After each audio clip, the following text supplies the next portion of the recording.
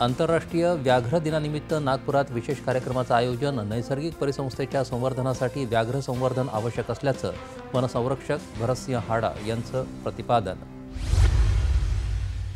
वाशिम जिल्हा योगासन आणि स्पोर्ट्स असोसिएशननं केलं जिल्हास्तरीय योग स्पर्धेचं आयोजन. 85 योगपटू झाले सहभागी.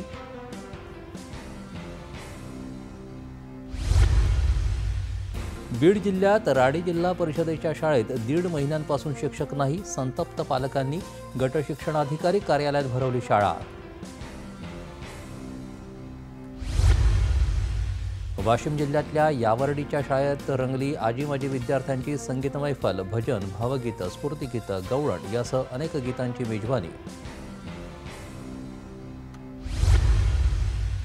शासकीय कर्मचाऱ्यांप्रमाणे वेतन महागाई भत्ता, घरभाडं मिळावं यासाठी एसटी कामगार संघटनेचं बुलडाणा आगारासमोर निदर्शन.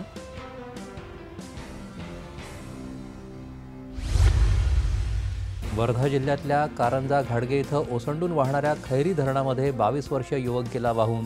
शोधकार्य सुरू. अद्याप युवकाबद्दल कुठलीही माहिती नाही. अहमदनगर जिल्ह्यातल्या गणेश मूर्तींना महाराष्ट्रासह गुजरात, कर्नाटक आणि तेलंगणा आदी राज्यांमध्ये मागणी. जिल्ह्यातले 500हून अधिक मूर्तिकार घडवत आहेत 6.5 लाख मूर्ती.